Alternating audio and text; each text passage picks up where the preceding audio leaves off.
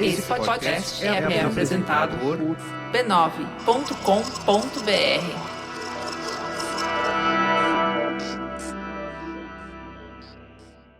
No século XVII, antes do Brasil se chamar Brasil, negros rebeldes fugiram da escravidão e construíram na Serra da Barriga uma terra de liberdade improvável.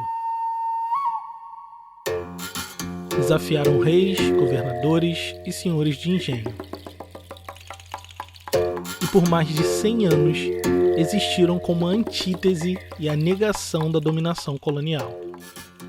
Contra tudo e contra todos, reinventaram os sentidos de liberdade. Construíram às duras penas a trajetória libertária mais duradoura da nossa história.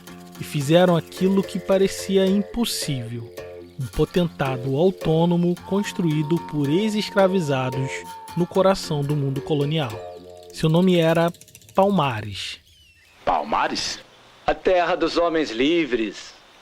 Para onde fogem os negros que não querem ser escravos? Em 1984, o diretor Cacá Diegues lançou o filme Quilombo, que contava a epopeia de Palmares e Zumbi. É para Palmares que a gente tem que ir. Sororoba.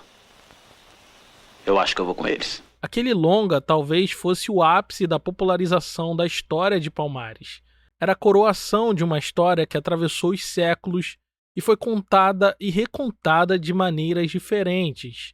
Baseada em livros de ficção e de história, o filme de Cacá Diegues é repleto de invenções históricas que ajudaram a galvanizar na memória popular a saga heróica da comunidade de Palmares. Longe de ser uma farsa, o filme não se propõe ser um documentário histórico de Palmares, e por isso nos ajuda a entender o contexto ideológico em que ele foi concebido. Era início da redemocratização. O país estava saindo de uma ditadura que durou décadas, e o movimento negro dava passos importantes na luta pelos direitos da comunidade negra. Quilombo não foi o único produto de cultura popular que se apropriou da história de Palmares para construir os seus próprios símbolos e mitos. Ao longo dos séculos, diferentes atores políticos com interesses variados contaram a história de Palmares a serviço daquilo que eles achavam importante para o seu tempo. Entre livros de histórias, folhetins, romances, novelas e sambas de enredo, a história de Palmares se confunde entre a realidade e a ficção. Mas o que de fato aconteceu em Palmares? Nas metamorfoses de Palmares e suas histórias possíveis e impossíveis, vou embarcar no desafio de contar de forma concisa, com base em pesquisas recentes e fontes primárias, a história da maior e mais duradoura comunidade libertária das Américas.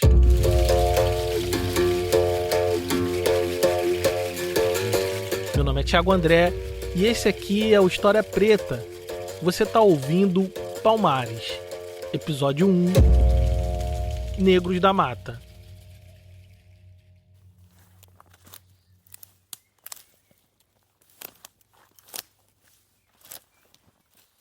Já tinha pelo menos 5 dias que eles estavam caminhando para dentro do território inóspito que genericamente chamavam de sertão.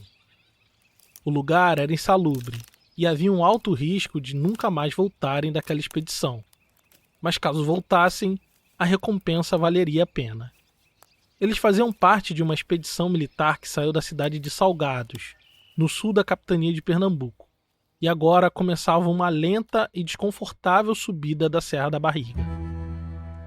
O comandante deles era o padre João Blair, homem que chegou ao Brasil em 1629, no início da ocupação holandesa, e agora tinha a ingrata missão de acabar com um dos maiores problemas dos colonizadores daquela terra, o Quilombo dos Palmares.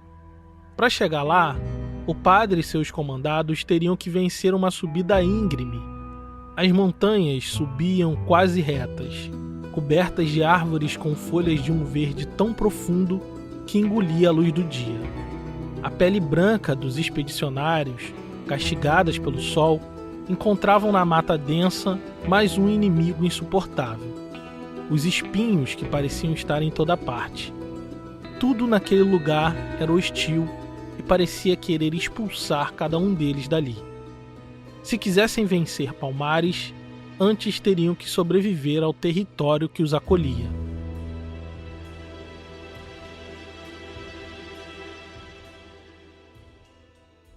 A Serra da Barriga era uma fortaleza natural. Durante anos a fio, aqueles que dominavam as terras tentaram penetrar a mata e encontrar Palmares, o refúgio de negros foragidos que reinventara a liberdade numa cidade que mais tarde ficaria conhecida como Quilombo. Entre as árvores rasteiras, espinhosas e nocivas, brotam as principais árvores da região, as palmeiras. Na África Central e em algumas partes do Golfo da Guiné, a palmeira era considerada a rainha de todas as árvores. Dela era extraído o azeite de dendê, ou o óleo de palma, base da culinária e medicina de comunidades centro-africanas. Do seu fruto alaranjado, além do óleo, faziam farinha. De seu tronco construíam o fundamento das casas. Com a palha das folhas erguiam a cobertura. Quem tinha um palmeiral em seu quintal tinha tudo o que era necessário para sobreviver. Aquela região da Serra da Barriga tinha diversas espécies de palmeiras, mas a predominante não era a palmeira de dendê encontrada na África. Era a palmeira catulé. E talvez os negros fugidos da escravidão tenham se estabelecido naquela região por causa dessa semelhança entre as palmeiras daqui com as palmeiras do seu verdadeiro lar. E tiveram que, assim, encontrar novos sentidos para antigas tradições e conhecimentos culturais. Tiveram que reconstruir a vida a partir do que tinham em mãos no agora, não naquilo que já tinham perdido. A partir do nada, eles fizeram Palmares. E naquele momento, alguém subia a serra disposto a destruir tudo.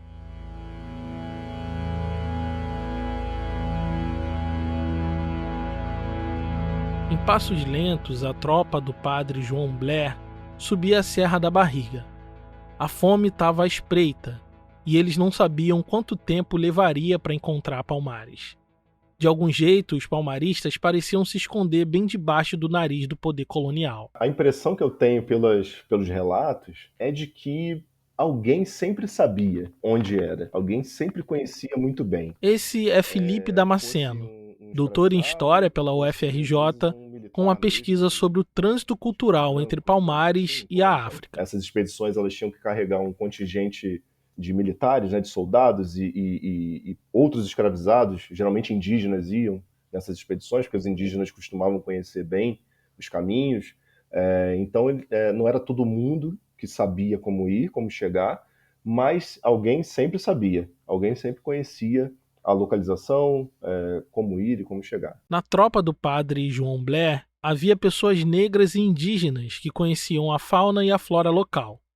Ele mesmo nunca tinha pisado naquelas terras, mas com certeza já tinha ouvido falar sobre Palmares. Apesar da batina, o padre João Blair é descrito como um sujeito extremamente cruel com seus inimigos. Não era militar, mas tinha larga experiência na captura de escravizados fugidos e no aliciamento de indígenas no Rio Grande do Norte. Talvez por isso tenha sido cotado para tentar derrubar Palmares. E seus contratantes eram seus compatriotas, os holandeses. No século XVII, o açúcar e a escravidão eram os grandes negócios que movimentavam a economia das Américas. Quem dominasse um, precisaria essencialmente dominar o outro. Nesse sentido, Portugal tomou a dianteira na produção açucareira e dominou o mercado de escravos na costa africana. Mas essa hegemonia não duraria muito tempo. No século XVII, todos assistiram a Holanda nascer como uma superpotência europeia. Sua capital, Amsterdã, ascendeu como um centro do capitalismo financeiro ocidental. O governo e seus empreendedores fundaram 2 empresas de capital aberto que participaram ativamente do comércio escravista. Dinheiro, mercado, capital. No fim do dia, era sobre isso. Vender gente preta como mercadoria para produzir mais mercadoria com uma ótima margem de lucro. Era tudo negócio. E querendo expandir esses negócios, a Holanda chegou no Brasil para quebrar a hegemonia portuguesa. Conforme os holandeses vêm aqui para a costa brasileira, dominam a região de Pernambuco e as outras capitanias próximas ali, né? Desde o Sergipe, Alagoas, na verdade, até o Ceará. Essa costa toda fica em disputa, e no meio dessa disputa é que a gente acredita que esses escravizados começaram a fugir em massa, né? A não só fugir das fazendas e do trabalho escravo, mas fugir do próprio conflito, né? Fugir da guerra que estava acontecendo ali. E essa fuga, até então, é o que a gente acredita que tenha fomentado o crescimento dessas primeiras pequenas comunidades que já existiam ali no que eles chamavam de sertão, né? Do sertão da capitania de Pernambuco. Palmares nasceu da fuga. Um grupo de 40 escravizados fugiu de um engenho no sul de Pernambuco, na vila de Portugal. Correram por alguns quilômetros, se embrenharam na mata fechada e logo depois subiram as serras pernambucanas. Lá no alto, a 100 quilômetros do litoral, eles construíram e fundaram as primeiras comunidades, que futuramente ocupariam o vasto território do que hoje é o Alagoas e Pernambuco. Esse é o relato mais popular sobre os primeiros habitantes de Palmares. É quase um mito fundador. Hoje nós sabemos que é muito provável que existiam comunidades indígenas vivendo na Serra da Barriga muito antes de Palmares se estabelecer como um quilombo. E talvez essas comunidades tenham viabilizado a permanência desse primeiro grupo de fugidos. Então, Palmares ele se forma, eu acredito, no meio dessa grande confusão de guerra entre portugueses e holandeses. Ele ganha corpo, né? Ganha tamanho, eu acho, também nesses primeiros anos, aí, entre 1630 até mais ou menos 1640. Digo 1640 porque é justamente na década de 1640 que, aparentemente, Palmares se torna um problema para os holandeses também. Depois da guerra contra os portugueses, os holandeses levaram quase 10 anos para reconstruir os engenhos e restabelecer a ordem colonial. O conflito deixou um rastro de morte, canaviais queimados, casas em cinzas e a escravaria fugida. Enquanto se preocupavam com os portugueses, não se deram conta de que um novo reino surgia à espreita. Seu nome era Palmares. Quando os holandeses achavam que estavam sozinhos na terra, vieram os primeiros baques. Segundo relatos de um feitor de uma propriedade chamada Engenho Velho, alguns negros invadiram as roças, pegaram as plantações e fugiram. Em outro lugar, ali perto, um proprietário de terra e de escravos relatou algo semelhante. Pessoas negras invadiram seu engenho silenciosamente e pegaram tudo que podiam das plantações.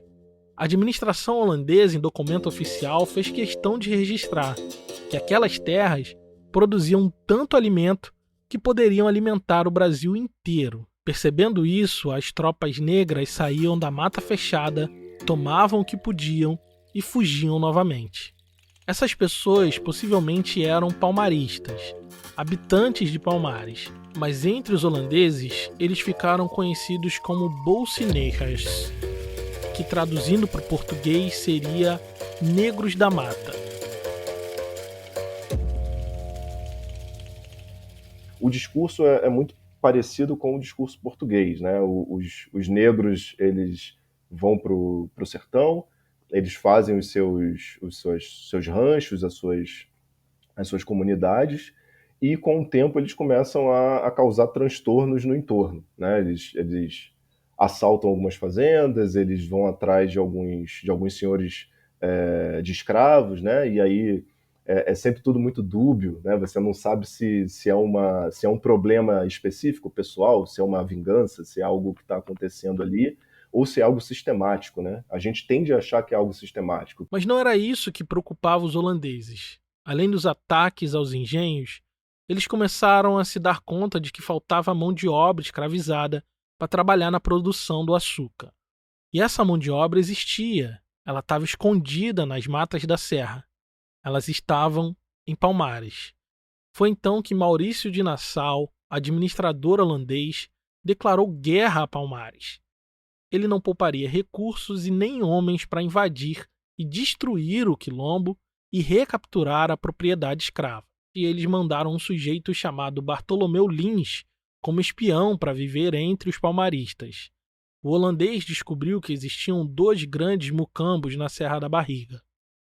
Um, que ele chamou de Palmares Grandes, tinha cerca de 5.000 habitantes. O outro, chamado de Palmares Pequenos, tinha mais ou menos 6.000 habitantes. Com esse número em mente, eles tentaram invadir o lugar em 1644, com uma tropa de centenas de soldados europeus, contando também com contingentes de brasileiros e indígenas. Sob o comando de Rodolfo Barro, um experiente militar, eles chegaram até Palmares Grande, mataram 100 palmaristas, capturaram outros tantos. Porém, a batalha não foi vencida. Usando uma estratégia militar que muitos anos depois ficaria conhecida como guerrilha, os palmaristas se abrigaram na floresta densa até a poeira baixar, e quando parecia estar tudo em paz, eles fizeram um ataque coordenado às propriedades de engenho dos holandeses.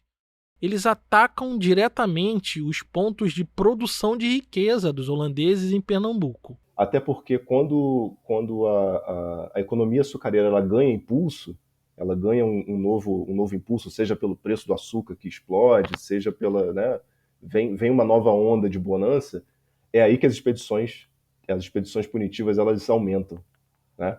O dinheiro do açúcar ele financia a expedição, você tem uma necessidade de recapturar os escravizados, porque você tem que produzir naquele momento, porque tem que vender naquele momento de alta, e aí as expedições elas começam a crescer.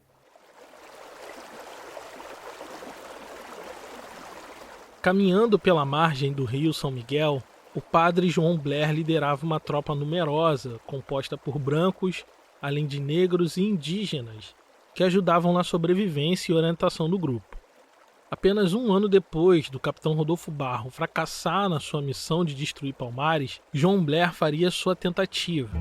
Eles acamparam na margem norte do rio para descansar. Enquanto isso, Blair escreveu em seu diário que um capitão indígena com uma flecha matou uma ave que serviria de alimento para alguns deles. O território era escasso de caça, e João Blair temia que a fome matasse seus homens antes que pudessem chegar ao seu destino. No dia seguinte, ele ordenou que seus soldados vasculhassem o território em busca de pegadas, ou qualquer sinal que fosse possível localizar os inimigos. Eles caminharam um raio de quase 1 quilômetro, mas nem sinal dos negros da mata. Eles poderiam estar em qualquer lugar, poderiam estar vivendo suas vidas sem saber que uma tropa holandesa se aproximava. Poderiam estar nas matas, nas copas das árvores, preparando uma emboscada que daria o fim na vida daquele padre holandês. Ninguém sabia, e esse era o problema.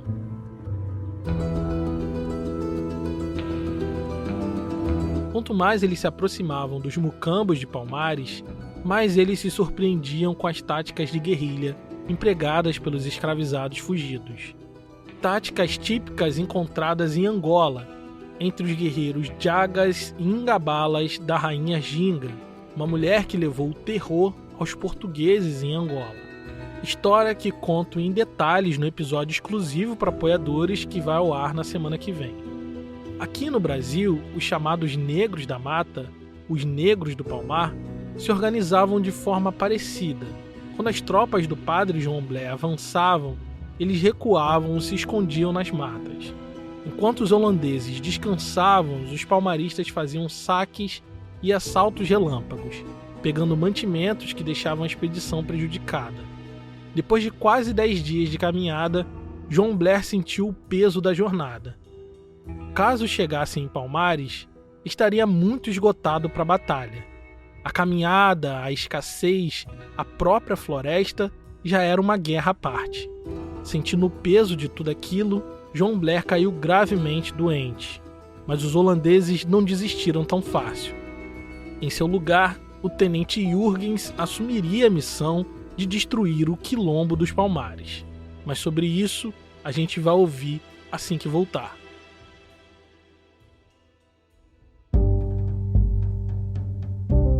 Um podcast como História Preta só é possível existir graças à contribuição de nossos apoiadores.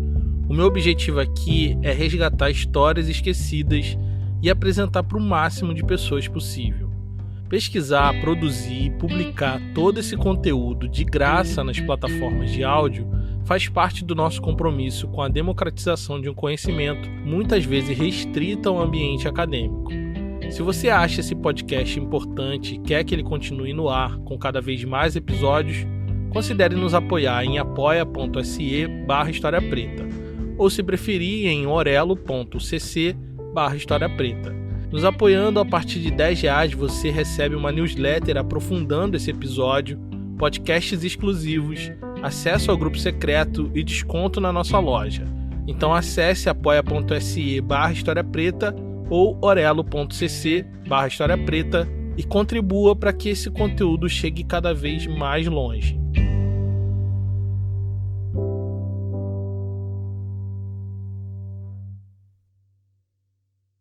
O padre João Blair caiu doente no 5º dia da expedição e teve de ser levado de volta para Alagoas.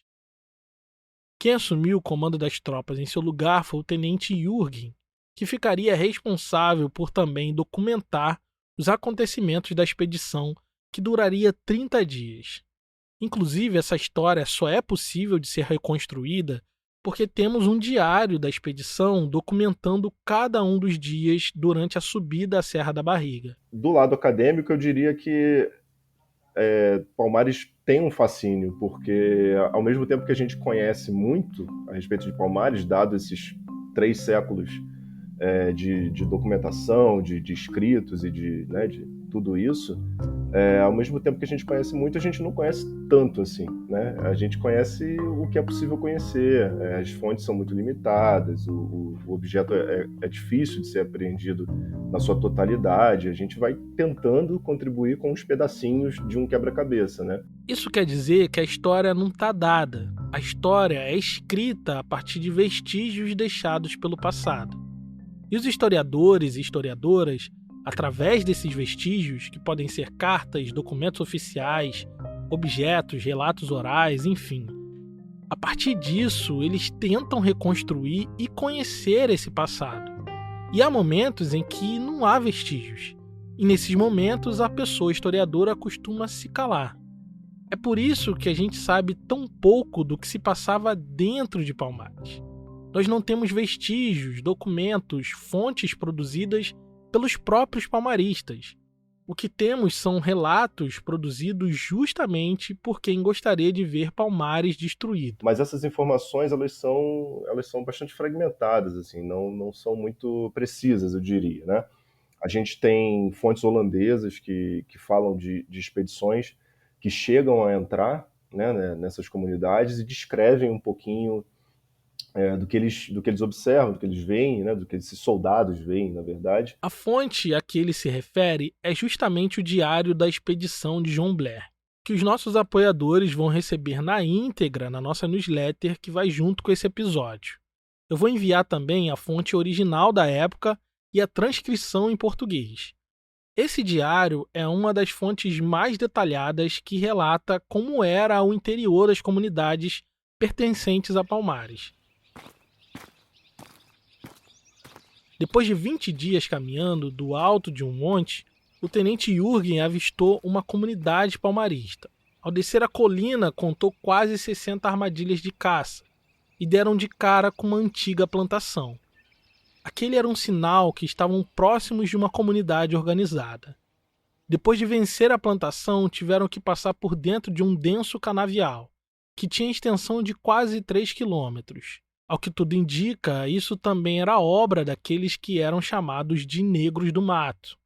Vencido o canavial, eles deram de frente para os portões de uma pequena vila palmarista que eles chamaram de Velho Palmares. O lugar era murado com estacas de madeira pontiagudas fincadas no chão, as famosas paliçadas. Tinham 2 dessas reforçando a segurança, mas estavam cobertas de mato, como se há muito tempo ninguém cuidasse. Quando finalmente conseguiram entrar na comunidade, eles perceberam que ela estava completamente vazia. De fato, há pelo menos 3 anos os palmaristas tinham abandonado o local por considerar a região imprópria para viver. No diário de expedição, o tenente Jürgens escreve o que viu. Este Palmares tinha meia milha de comprido e 2 portas. A rua era de largura de uma braça, havendo no centro 2 cisternas. Um pátio onde tinha estado a casa do seu rei era presentemente um grande lago no qual o rei fazia exercícios com a sua gente. No dia seguinte, as tropas caminharam mais de 1,5 km e alcançaram uma outra comunidade, um outro Palmares, como eles chamaram naquele momento. Esse também estava vazio, mas possivelmente com sinais de ocupação recente. Por isso, o tenente Jürgens ordenou que 4 holandeses botassem fogo em parte daquele sítio. Eles continuaram a marcha, deixando um rastro de destruição. A fumaça do incêndio indicava a presença deles no território de Palmares. Caminharam às margens de um rio chamado Japunda, sem encontrar ninguém pelo caminho. Estavam cansados, sem alimentos e com muitos soldados doentes e feridos da jornada. Já tinha 20 dias de caminhada, passando por paisagens inóspitas, subindo montanhas, caminhando em canaviais, sem encontrar nenhum dito negro da mata. A floresta estava castigando, e eles corriam risco de morrer ali mesmo. Depois de quase 7 quilômetros caminhando, avistaram mais um mucambo palmarista. Quando se aproximaram, perceberam que estava vazio. Continuaram andando e meia hora depois, encontraram mais um mucambo, também vazio. A cada meia hora de caminhada durante o resto do dia, eles encontraram mucambos como aqueles, vazios, mas não abandonados. Nos documentos de época, ainda não se utilizava o nome quilombo para se referir às comunidades construídas por negros fugidos da escravidão. Chamavam de mucambo, e aquela região parecia ter vários deles. Ao contrário do que se imagina, Palmares não era um quilombo único. Era um conjunto de vários mucambos espalhados por toda uma região, mas que possivelmente tinha uma capital, um quilombo maior, onde habitava o rei e de onde partia a organização social de muitas dessas comunidades. Esse lugar era chamado pelos holandeses de Palmares Grande, e era para lá que o tenente Jürgens estava marchando.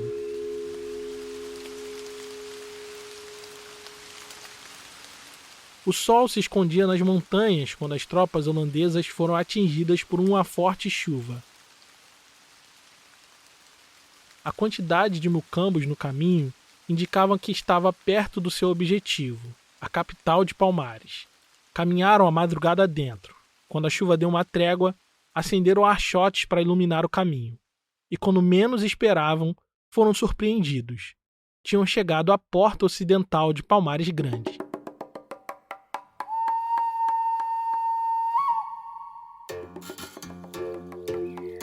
A entrada era um portão duplo de madeira. O local era cercado por paliçadas, estacas de madeiras pontiagudas, também com reforço duplo, com grossas travessas de madeira entre elas. A barreira parecia intransponível. O que quer que fosse encontrar lá dentro deveria ser muito valioso ou muito poderoso. Os homens de Jürgens fizeram força para arrombar as portas de Palmares, e quando finalmente conseguiram, caíram numa armadilha. Atrás do primeiro portão tinha um fosso profundo, com inúmeras estacas de madeira onde caíram alguns holandeses que morreram imediatamente. Sem entrar em confronto direto, os negros da mata, moradores de Palmares, já conseguiam suas primeiras baixas nas tropas inimigas. Cansados, desmoralizados, com diversos soldados estrupiados pela marcha dolorosa pela Serra da Barriga, Jürgens talvez estivesse esperando o pior, mas não tinha mais volta. Quando finalmente entraram na capital palmarista, se depararam com uma cidade enorme, porém vazia. Mal podia acreditar. Possivelmente aquela era a famosa Palmares Grande, que todos na América Portuguesa já tinham ouvido falar, mas que pouquíssimos europeus tinham conseguido entrar. No diário da expedição, Jürgens escreveu o que estava vendo. As casas eram em número de 220 e no meio delas erguia-se uma igreja, 4 forjas e uma grande casa de conselho. Havia entre os habitantes toda sorte de artífices, e o seu rei, governava com severa justiça. E dentro dessa comunidade você tem estruturas que para os holandeses eram parecidas com coisas que eles conheciam, né? Por exemplo, uma forja para trabalho de ferragem. Você tem descrição de igrejas, por exemplo, eles acreditavam ser igrejas. Eu penso que devia ser algum tipo de casa de oração, de templo, mas dificilmente a gente vai dizer que era exatamente uma igreja católica, cristã, né? Devia ser algum tipo de estrutura religiosa, né? Que eles conseguiam identificar como religiosa. Mas não só isso, eles também projetam no possível líder de Palmares a imagem de um rei. De cabeça, eles falam de comunidades que são governadas por um líder, por um rei, eles chamam de rei, né? Eles inclusive dão um nome, os holandeses dão um nome, falam que ele se chamava Dambi, né? Em 1645, essa expedição. Então eles falam desse Dambi, que era um rei que governava de maneira bastante rígida uma comunidade de mais ou menos 200 e 220 casas, né? Então a gente pensa em 200 famílias vivendo num local, um local ermo, de montanha, e dentro dessa... Aos pés dessa montanha, essa comunidade gigantesca estava com as ruas vazias. O profundo silêncio foi quebrado por um barulho involuntário produzido pelos únicos 2 habitantes que estavam no local. Um deles foi capturado, e quando interrogado disse que já tinha uns 6 dias que todos tinham partido dali, se abrigando em outros lugares da mata e preparando armadilhas ao longo do caminho.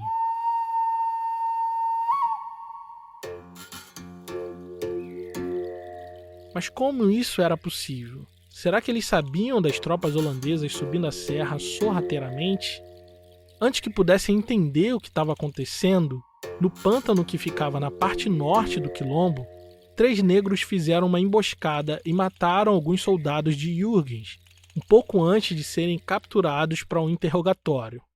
Um deles revelou, para surpresa de todos, que na verdade o rei de Palmares tinha sido avisado da expedição deles por alguém de Alagoas. Afinal, Palmares não parecia ser uma comunidade isolada, vivendo reclusa, escondida do mundo colonial. Ao que parece, eles se comportavam como um reinado, que também fazia negociações e cultivava suas alianças. As fontes deixam isso muito claro, que não só uma relação comercial, eu diria, mas também uma relação comercial, né, de trocas, né? Eles não conseguiam produzir tudo o que necessitavam, então eles acabavam criando algumas relações de troca. Eu penso provavelmente talvez ferramentas, talvez coisas necessárias ali para a sobrevivência do dia a dia, utensílios, né?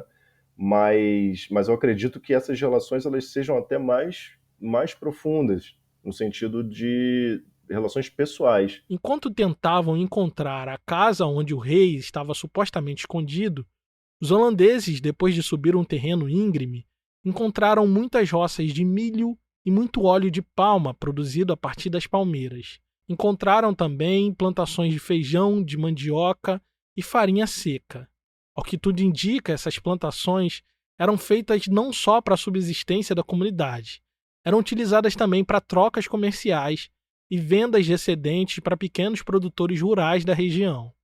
Eles levavam óleo de palma, farinha de mandioca, objetos como cabaças, cachimbos e outras ferramentas de metal e recebiam em troca armas de fogo, pólvora, tecidos e sal. Uma das fontes muito interessantes dessa, mais para o final assim, da Guerra de Palmares, que é uma fonte produzida pelos paulistas, né, pelos bandeirantes paulistas que vão a Palmares tentar resolver a questão. Essa fonte fala dos moradores do entorno de Palmares que são chamados de colonos dos negros. Eles se comportam como colonos dos negros, como se eles, primeiro, tivessem a permissão dos quilombolas para viver em determinados locais, né?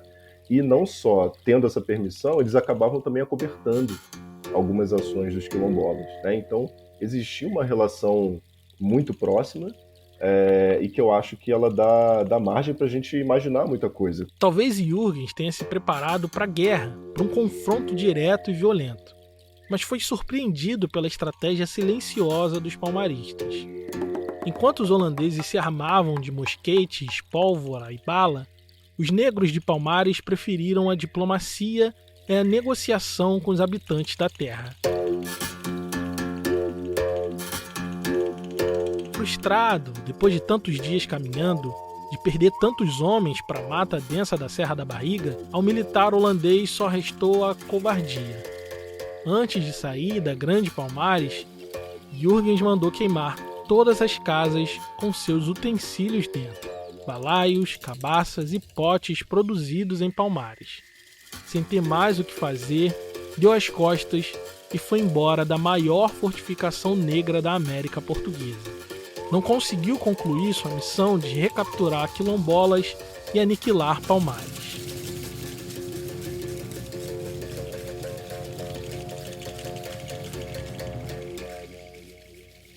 Porém, levou consigo algo muito importante para os anos que viriam: informação.